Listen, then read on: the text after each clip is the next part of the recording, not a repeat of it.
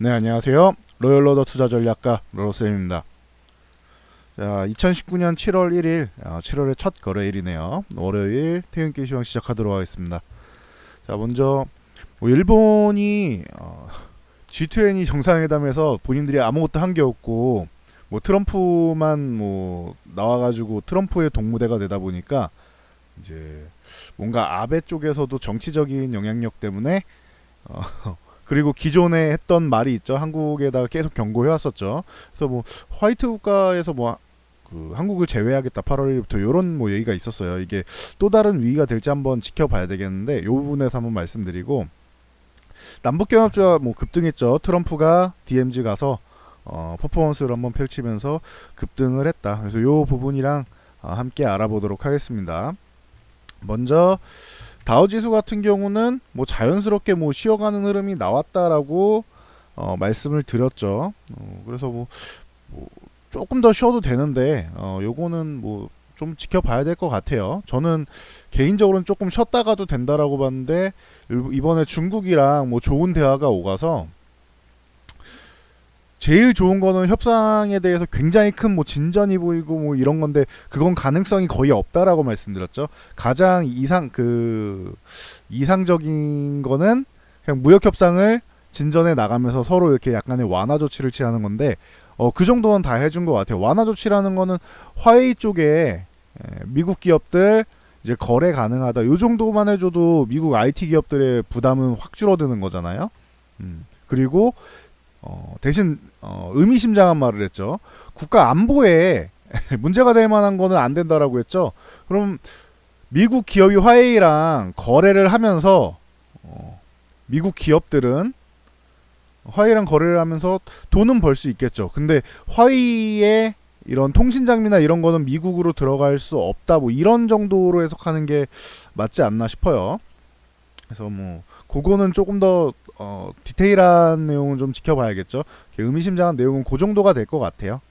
화웨이랑 거래를 하게 해달라는 로비를 많이 했다라는 말씀 드렸었죠, 미국 기업들이. 그래서 IT 기업들이 화웨이랑 거래는 하되 미국으로 이제 안보에 문제가 된다라고 하는 거는 지금 계속 때린 거는 5G잖아요. 이런 통신 장비 쪽이니까 이런 부분에 문제 삼아서 그거 미국으로 너네가 보내는 건 안 돼. 그거는 제재 대상이다 여전히. 대신 안드로이드 쓸 수 있게 해주고 어플라이드 머티리얼즈에서 장비 대주 이런 거는 가능하게 해줄게, 요 정도로 보여요. 그러면은 미국 기업들에 대한 부담이 좀 줄어들겠죠. 그러면은 긍정적으로 작용하지 않을까 싶습니다. 특히 나스닥이나 이쪽에. 그래서 다우는 지금 강한데 개인적으로 여기까지 그냥 내려와서 터치하고 올라가는 게 좀 더 이쁜 모양이긴 한데 그냥 올라가도 할 말은 없겠죠. 그래서 일단은 큰 우려감은 넘겼다 정도로 보면 될 것 같아요. 나스닥 같은 경우도 요걸 예상했는지 미리 약간의 반등이 나왔는데, 나스닥은 조금 강세를 보여도 이상할 게 없겠죠. 그래서 그 정도까지만 볼 것 같고요. 일단은 그건 지켜보자고요, 오늘 미국장 열리는 거를. 자, 중요한 거는 우리나라 증시인데 일본이 압박을 하기 시작했어요.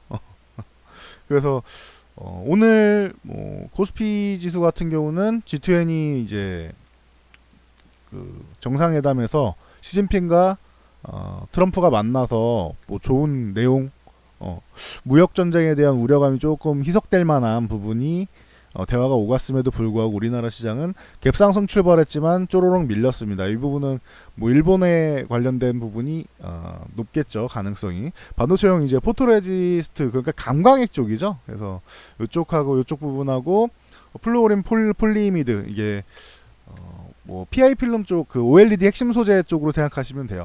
그래서 이쪽으로 보시면 되고, 매칭가스 같은 경우는 이제 시가공정이나 세정 쪽으로 해가지고 꼭 필요한 소재인데, 이 부분에 대해서 우리나라에 압력을 주기 시작했다. 근데 이게 정확하게 아셔야 되는 게, 뉴스 잘못 보신 분들은 우리나라에 일본에서 우리나라에 수출을 금지한다 이런 식으로 받아들이시는 분들이 있는데, 이건 아니에요. 수출을 금지하는 건 아니고, 정확한 거는 이제 화이트 국가 리스트라고 해서 제목에도 써놨는데, 이게 8월 1일부터 한국을 제외하겠다 이런 얘기가 있어요. 아직 한 달 남았죠. 한 달 동안 무슨 일이 일어날지 모르는 거예요.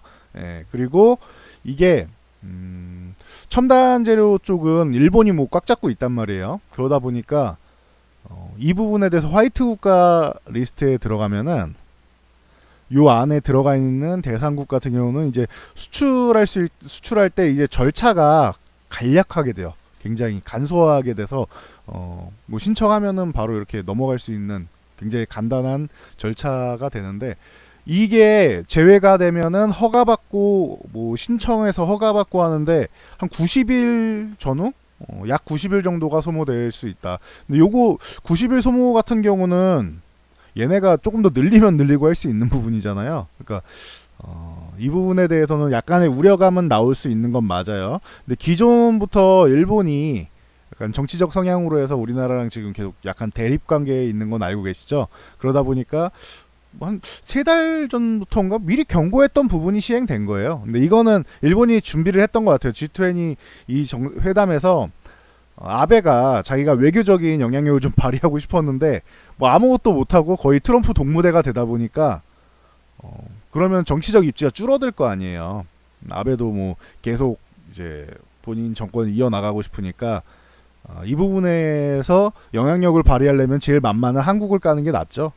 그래서 한국을 좀 건드린 게 아닌가, 요런 뭐 시각도 있으니까 참고로 알고 계시면 될 것 같습니다. 그래서 일단 팩트는 8월 뭐 1일 뭐 이렇게 해서 나온다고 하는데, 이게 아예 수출 금지가 아니다.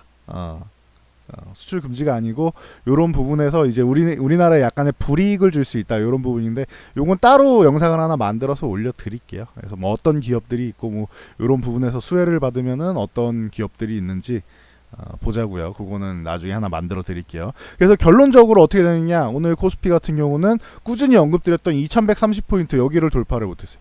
원래 갭으로 넘어가면은 위쪽으로 한번 치고 가줘야 되는데 참 더럽게 약하네 우리나라 증시, 그죠? 잘못하면은 요 밑으로 내려가서 한 2100 뭐에서 2110 사이 정도에서 21선 마중 나갔다가 올라와야 되는 일이 생길 수도 있다. 이건 뭐 기존부터 말씀드렸죠.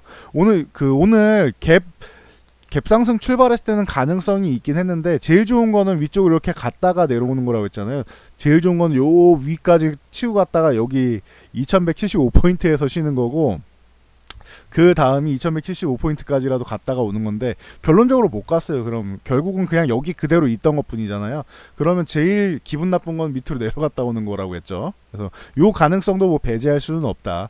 근데 전체적인 기조가 글로벌 증시가 지금 하락 쪽으로 아래쪽으로 하방 압력을 주기보다는 약간 위쪽 방향으로 이제 가려고 노력을 많이 해요. 특히 트럼프 같은 경우는 주가 부양이나 경기 부양 쪽에 굉장히 이제 힘을 쏟는 사람이기 때문에 미국이 주도를 해서 나가면은 우리나라도 내려가고 싶어도 딸려 올라가게 돼 있어요. 그거는 미중 무역 전쟁이 너무 심각해져가지고 우리가 진짜 고래 싸움에 새우등이 팍 터져버리는 정도가 아니면은 지금 찡겨 있긴 하죠. 낑겨 있긴 한데 그 부분이 터지는 정도까지 나오는 게 아니면은 결론적으로는 딸려 올라가게 돼 있겠죠. 그래서 시간 싸움인 것 같습니다. 그래서 기분은 별로 좋지는 않네요. 이렇게 밀리니까, 그죠?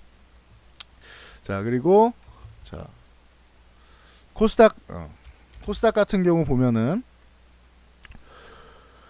지난주에 참 바이오 때문에 쭈루룩 밀려서 굉장히 좀 차트를 무너뜨리면서 뭐 아름답지 못한 상황을 만들었는데, 그래도 최소한의 반등은 나왔습니다. 최소한의 반등은 나왔는데 이게 이제 시그널이 돼서 700포인트는 넘어가 줘야 돼. 일단 700포인트 넘어가 줘야 되고 21선 위쪽으로 빨리 올라타는 게 중요한 것 같습니다. 이 부분에 대해서는 그 뭐 바이오 쪽을 다시 한번 설명을 드려야 되는데, 그거는 이제 수급 동향 보고 종목이랑 보면서 말씀을 드릴게요. 자, 수급 동향이 코스피 같은 경우 외국인이 주식을 좀 샀다. 이 부분에 대해서는 뭐 나쁠 건 없는데 선물을 이렇게 대량 매도를 해가지고 이게 많이 희석됐어요. 지난주에 그래도 10,000개 이상 매수했습니다라고 말씀을 드렸는데 요거 정리됐고, 콜옵션도 위쪽 윗방향 만들어놨는데 위에 다시 막았죠. 그러니까 기분은 되게 나빠요. 아, 얘네는 우리나라를 2130포인트를 고점으로 인식하고 밑으로 한번 내렸다가 올려야지 이거를 열어주려나, 이런 판단을 할 수 있는 그런 기분 나쁜 수급이 나왔다 정도로 보시면 돼요. 중장기적으로는 나쁘게 보지는 않는 것 같아요. 주식을 매도하거나 그러진 않잖아요.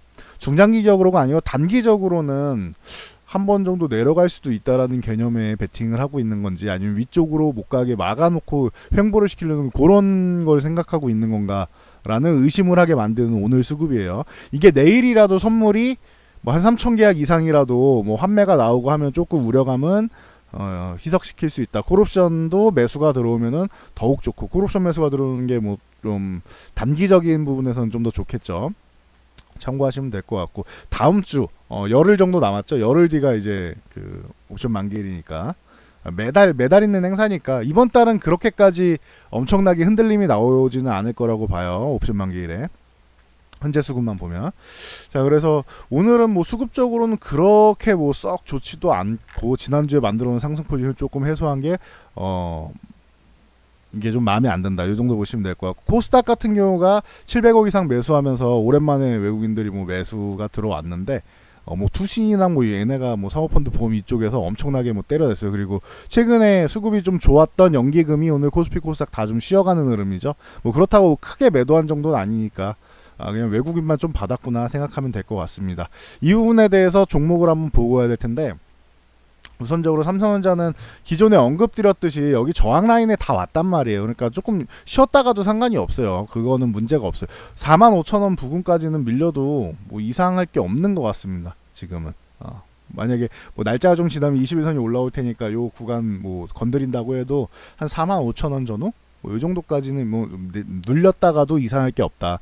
똑같은 관점입니다. 그리고 이제 뭐 잠정 실적 발표가 뭐 이번 주 금요일인가 있죠. 그러면은 그거 발표가 나오면은 그 전에 만약 이걸 돌파해서 올라간다라고 하면은 꼭 잠정 실적 발표가 되면 잠정 실적이든 뭐 확정시든 뭐 발표가 되면은 먼저 올라가면 한번 밀려요. 그리고 근데 그 전에 이렇게 쭈르륵 밀려 있잖아요. 그러면 실적 발표 나오면 오히려 뭐 악재 해소 개념으로도 올릴 수도 있고 삼성전자는 지금 실적 자체가 기존에 굉장히 좀 어렵지 않겠느냐라는 관점이 많았었는데 최근에는 이제 그 생각보다 삼성전자가 뒤쪽으로 해놓은 것도 많고 스마트폰 부분이나 이런 부분에 대해서도 미중 무역 전쟁이 있는 거에 비해서 좀 수혜를 입은 부분도 있어서 각 기관들마다 그러니까 증권사나 이런 데들에서 그 예상치를 내놓잖아요. 실적을 예상치가 정말 천차만별이에요. 어느 정도냐면요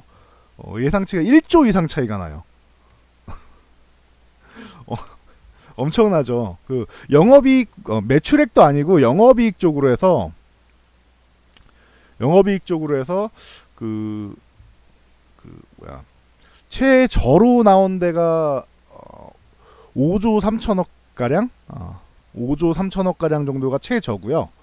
최고로 나온 데가 약 6조 5천억 정도예요. 그러니까 뭐 1,200억 가까이 차이 나는 거죠. 약 1,200억이 차이 나는 거죠. 그러면 그러니까 이거를 지금 삼성전자 실적을 아무도 정확하게 예측하기가 어려운 거예요. 다들 이렇게 되지 않겠느냐. 워낙 글로벌 시장이 이제 명확하게 돌아가는 게 그런 게 없다 보니까 이렇게 차이가 좀 많이 나는 것 같아요. 그래서 1조 2천억이라면은 엄청난 차이인 거죠. 서로 어느 정도 차이가 나도 뭐 한 6, 7천억 정도 차이 날 수는 있겠지만 저 정도까지 차이 나긴 사실 쉽지 않아요. 그만큼 실적에 대해서 예측하기가 사실 쉽지 않은 구간이다. 요 정도로 그냥 생각하시면 될 것 같아요. 글로벌 이제 무역 전쟁 때문에 미중 무역 전쟁 때문에 쉽지는 않다. 근데 장기적으로 봤을 때 단기적으로 실적은 사실 정확하게 보기는 어렵지만 장기적으로 봤을 때 삼성전자의 상승에 대한 모멘텀만큼은 확실하지 않겠느냐. 저는 계속 이걸 2달 이상 계속 말씀드리고 있죠. 화웨이를 저렇게 때리면 삼성전자 최대 수혜주다. 전 세계에서 최대 수혜주 중 하나가 아니겠느냐라고 저는 생각한다고 말씀드렸죠. 뭐 제 개인적인 생각이긴 한데 돌아가는 정황이 그렇게 나오고 있잖아요. 삼성전자에. 일단 파운드리 쪽은 아예 거의 뭐 최상의 결과를 이미 다 얻어놨죠.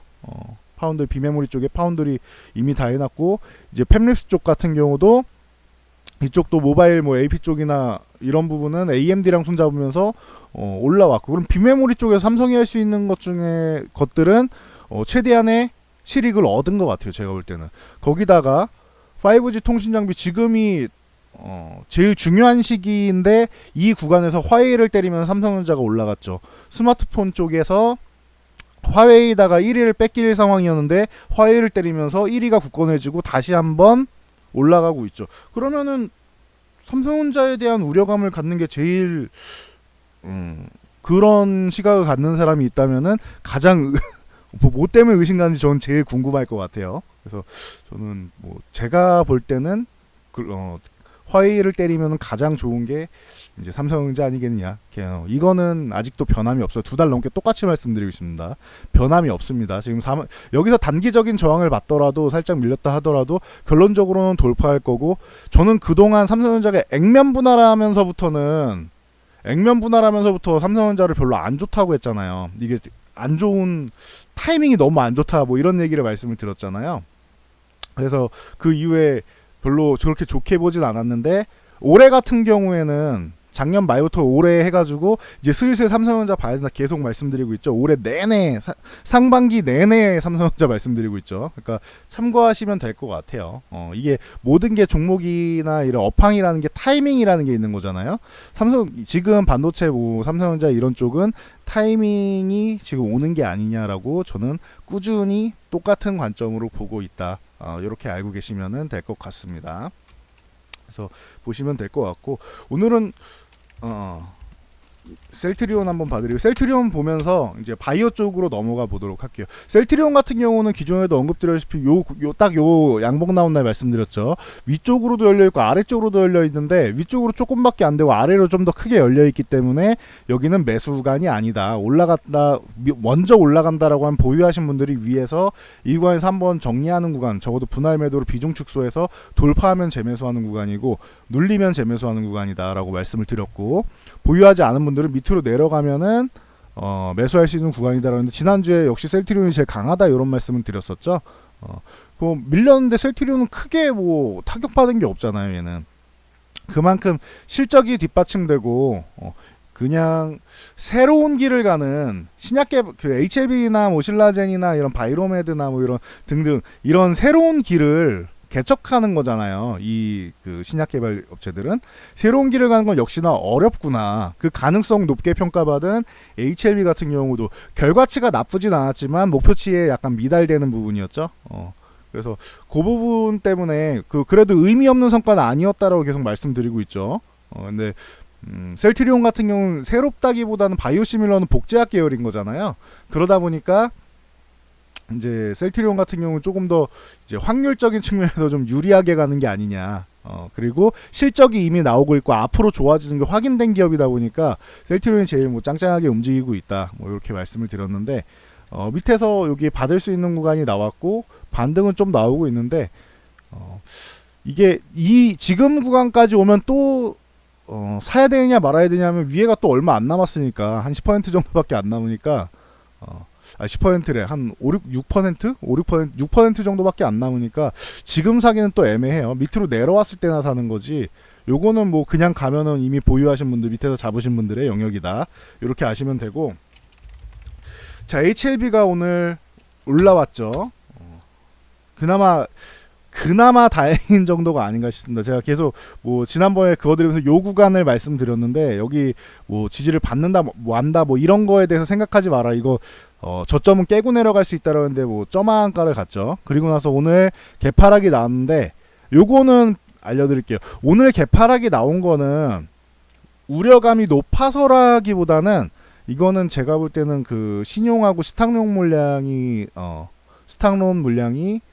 떨어진 거로 보입니다. 그래서 개파락이 이렇게 나왔지만 밑에서부터 여기는 저점 매수세가 들어온 개념이 되는 거고요.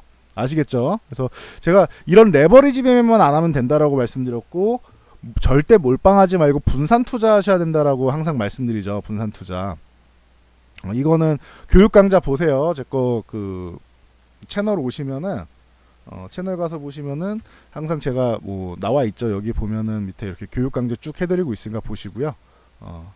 그리고 뭐 요 부분에 대해서 오늘 반등이 나왔는데, 역시나 지난번에 그어드린 이 구간에 대해서 정말 저점을 그어드린 28,000원 그어드린 28,000원대까지 진짜로 갔어요. 그리고 나서 반등이 나왔는데, 일단은 반등이 나왔는데 이거는 어디까지 신뢰를 해야 될지는 잘 모르겠어요. 시장 참여자들의 생각에 좀 맡겨야 될 것 같긴 한데 일단 반등은 한 차례 나왔고 1차적인 반등은 나왔고 그러면은 한 42,000에서 42,500원 높게 갈 경우에 43,500원 부분까지 해서 요 구간에서 한번 일부라도 조금 나는 도저히 바이오 꼴 보기 싫다 하시는 분들 일부라도 조금 줄이면서 다른 쪽으로 교체하시는 방법이 있을 것 같고요. 예. HLB가 그렇게 무의미한 성과가 나온 게 아니다라고 계속 말씀을 드렸죠. 이게 의미는 있는데 아무리 봐도 저는 26일 날 경쟁 약물 대비 탑라인 발표를 해서 경쟁 약물 대비 뭐 유효하다 뭐 요런 얘기를 해놓고 나서 비슷하다, 유효하다, OS는 비슷하다, 그리고 유효하다, 뭐 이런 식으로 계속 얘기를 했는데 27일날 기자회견을 뜬금없이 2시에 하면서 여기서 허가가 힘들 것 같다. 그러니까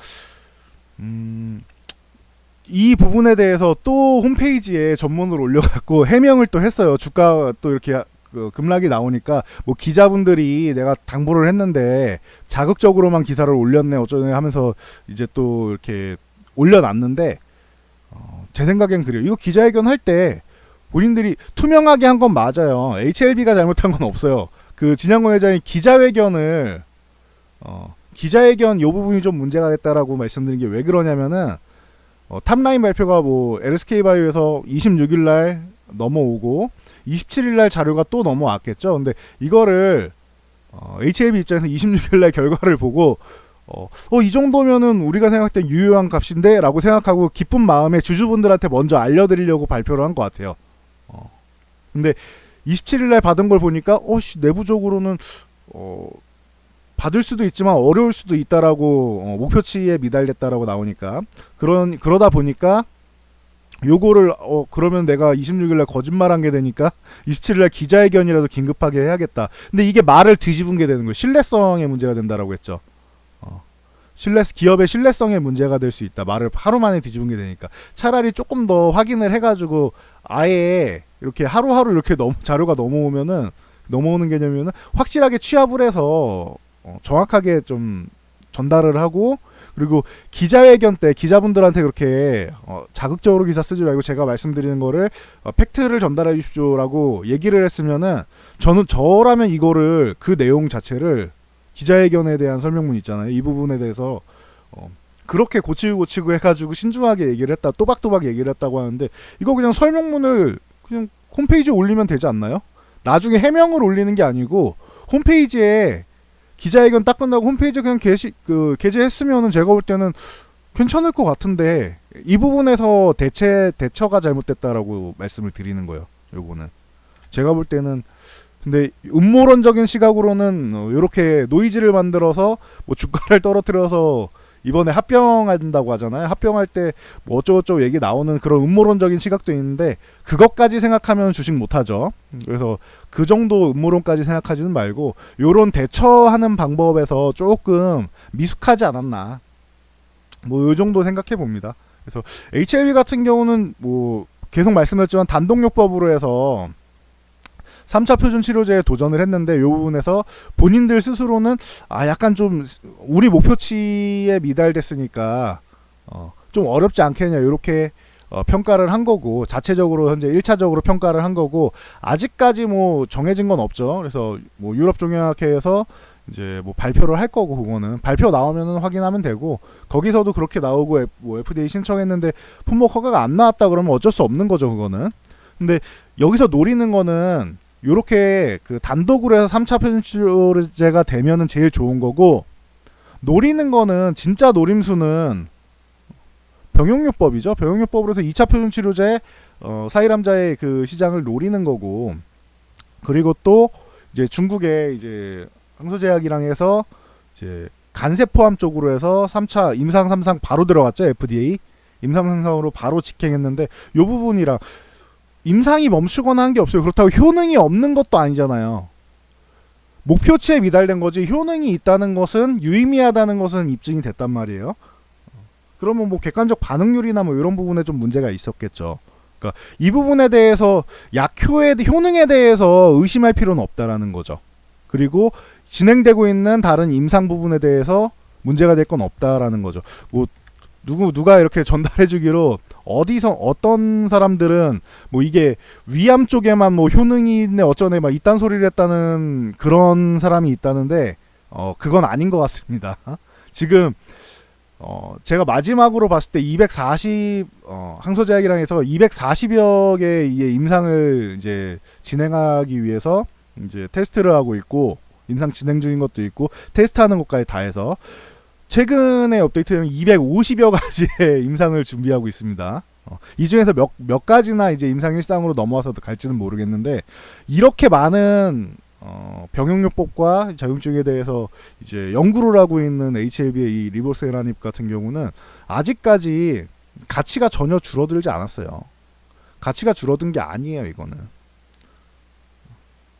그리고 여전히 부작용 같은 게 뭐 크지 않다라는 거는 굉장히 고무적인 부분이고, 그러니까 일단 이 부분에 대해서 임상 품목 허가를 받지 못할 가능성이 있다라는 게 있으니까 한번 밀린 거 정도는 인정을 하는 게 맞는 것 같고요. 근데 이렇게 계속 밀려갖고 가는 거는 솔직히 그건 좀 제가 볼 때는 약간 악의적인 부분이 있고 저런 기업의 신뢰성 때문에 약간 공포에 대한 투매가 있고 이런 레버리지 매매한 신용이나 스탁론 물량에 대한 반대 매매가 있고 이게 겹쳐가지고 더 밀린 것 같아요. 요 구간은. 이제 다 정리되셨죠? 그래서 반등이 나온 거는 뭐 자연스러운 거고 여기서 바로 이렇게 쭉쭉쭉 올라갈지 아니면 여기서 뭐 횡보를 하다가 나중에 봐서 이렇게 움직일지 요거는 시장 상황을 좀 봐야 될 것 같긴 해요.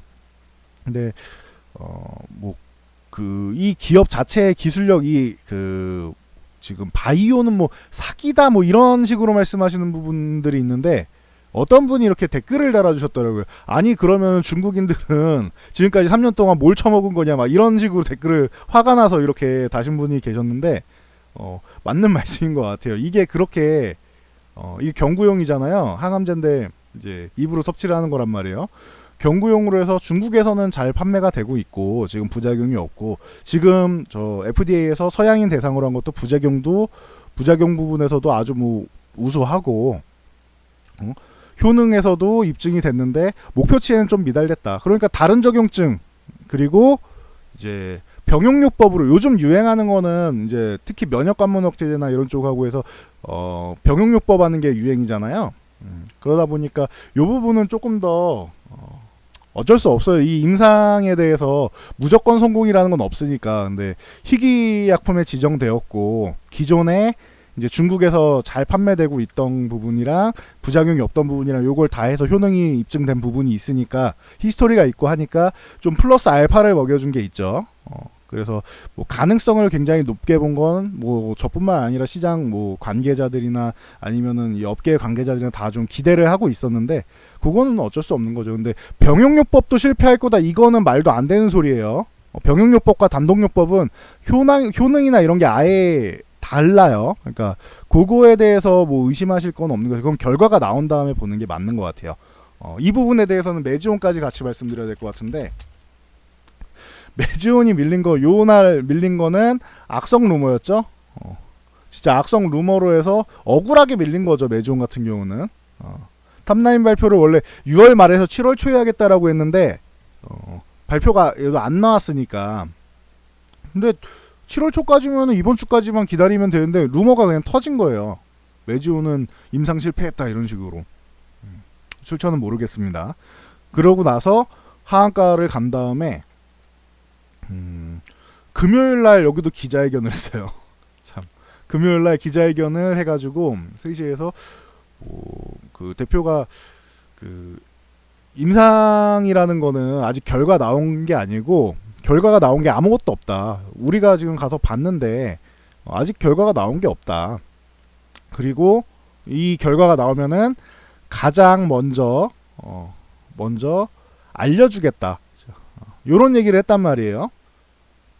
그리고 나서 얘기 나온 게 뭐 임상 실험에 대한 부분의 성공 같은 거는 뭐 결과가 나오기 전에는 뭐 하느님만 안다. 뭐 이런 얘기를 하다 보니까 이 부분에 대해서 이제 여기는 무슨 임상을 기도로 하느냐 뭐 이런 얘기가 나온 거예요. 그냥 주주분들이 불안감에 휩싸이고 화가 나 있는 상황일 거 아니에요. 실패가 아닌데 왜 밀렸냐 이런 거잖아요.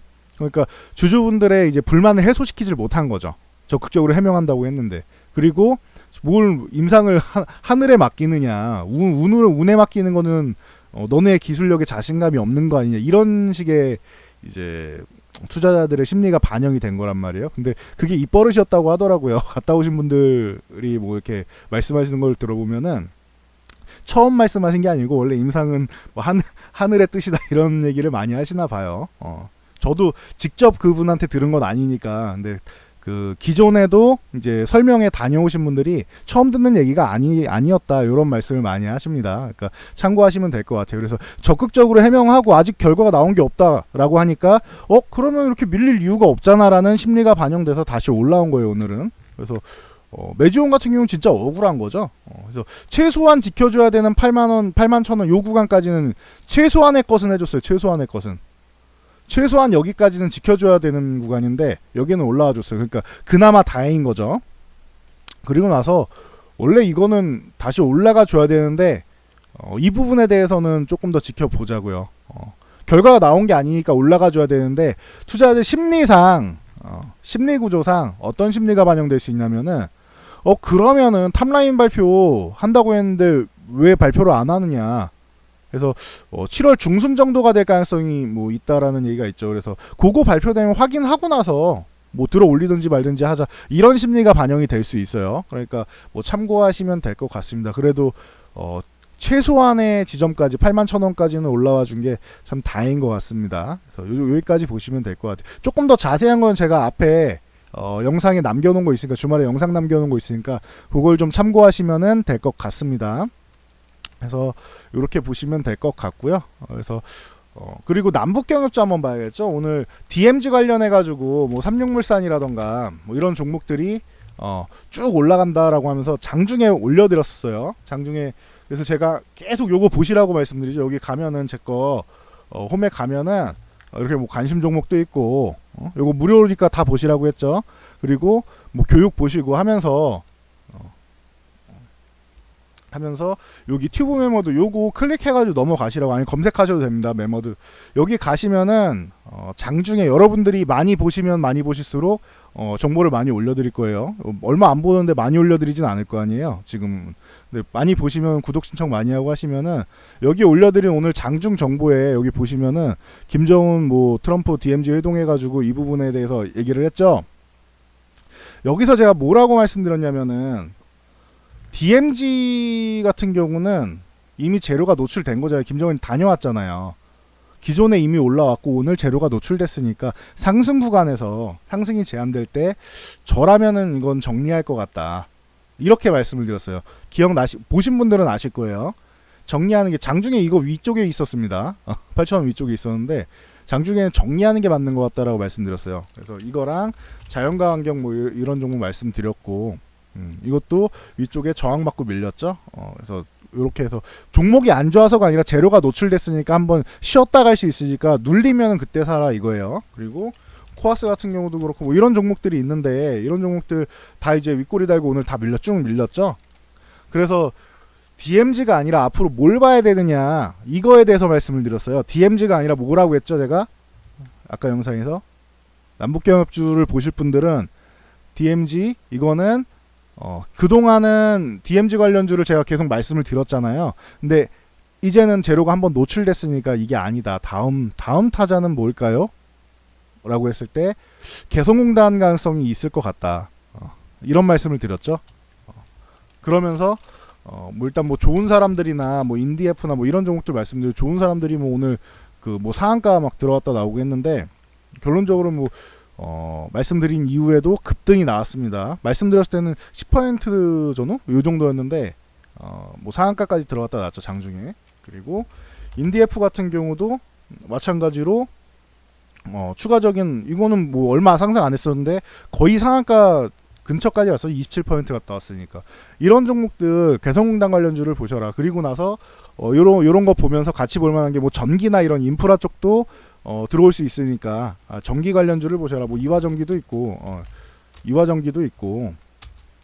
그렇죠. 뭐 서전기전 뭐 이런 놈들도 있고, 이건 동전주니까 이화전기는 기존에도 말씀드렸지. 서전기전 이런 놈들도 있고, 근데 전기 관련주는 이제 시총이 좀 작은 것들이 많아갖고 조금 그렇다. 그리고 이렇게 원래는 뭐 세명전기나 이런 쪽 광명전기 같은 종목들이 많이 옛날에는 고전적으로 많이 했었죠. 그리고 재룡전기, 재룡산업 뭐 이런 종목들이 있다. 뭐 이렇게 말씀을 드렸는데 이런 쪽으로도 이제 시선을 여러분들이 돌릴 줄 아셔야 돼요. 그러니까 항상 이제 같은 경협주라고 해도 지금 DMZ 쪽으로 그동안 트럼프가 여기를 가네 마네 얘기가 있었는데, 확실히 미국 대통령들은 퍼포먼스가 굉장히 좋은 것 같아요. 여기 한번 갔다 오면은 어떤 효과가 있어요? 이게 주식만 보지 말고 효과를 같이 보셔야 돼요. 김정은이랑 트럼프랑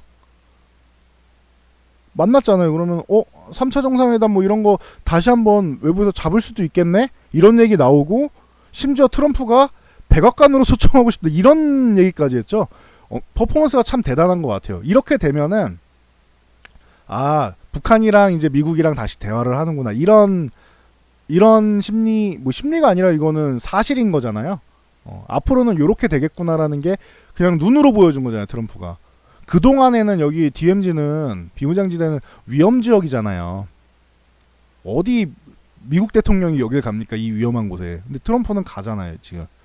지금 상황에서는 본인한테 어떻게 해코지하지 않을 거다라는 뭐 확신이 있었겠지만 가잖아요.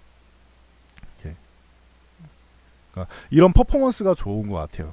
미국 대통령 확실히. 그러면서 어디 한국에 와가지고 이렇게 장병들이나 뭐 이런 이름을 하나하나 막 불러가면서까지 연설을 하고 하는 거에 대해서 이제 미군들한테 이제 감동을 주고, 이런 퍼포먼스가 굉장히 좋은 것 같습니다.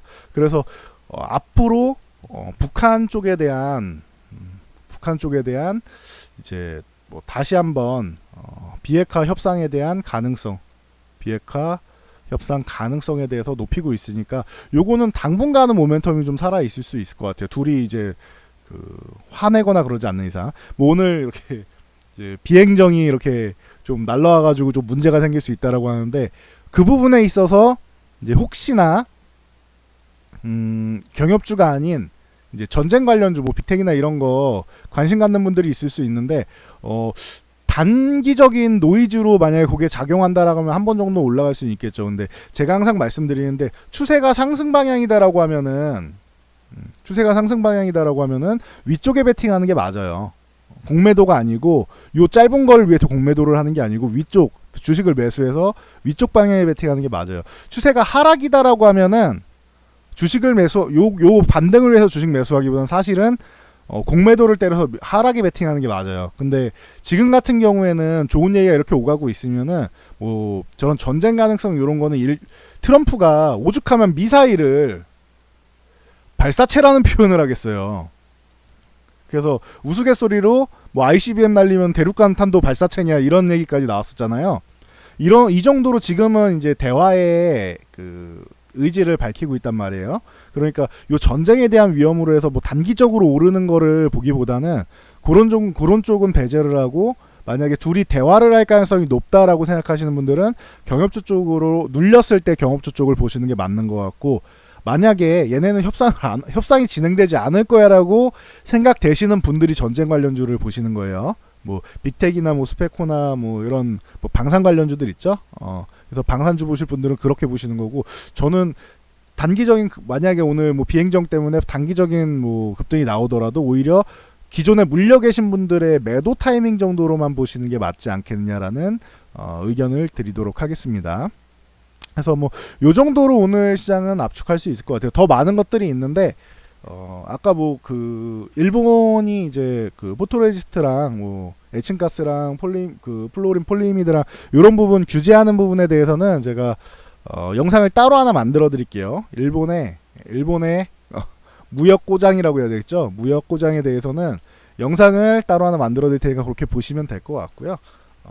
그래도 바이오 쪽이 약간 안정돼서, 뭐 유한양행도 이제 라이선스 아웃 하면서 라이선스 아웃 또 나오면서 이제 뭐 좋은 소식도 있었고 하니까 바이오 쪽이 조금 안정된 거에 좀 다행이다라고 생각하면서 오늘 장은 넘어갈 수 있을 것 같습니다. 주초에 기대감은 좀 있었지만 기대만큼 뭐 멋진 모습은 보이지 못했는데 절반의 성공? 뭐 요 정도인 것 같은데 아무튼 7월장 뭐 8월장 해가지고 서서히 이제 우리 시장도 약세를 좀 이겨내고 올라오기를 기대해 보도록 하겠습니다. 자, 여기까지 하고 물러가겠고요. 이 영상이 마음에 드셨다면은 요 하단에 있는 좋아요 그리고 구독 알람 그리고 맨 밑으로 내려가지고 요 댓글 표시 눌러서 숫자 3 하나씩 남겨주시면 감사드리겠습니다. 자, 저는 여기까지 하고 물러갈게요.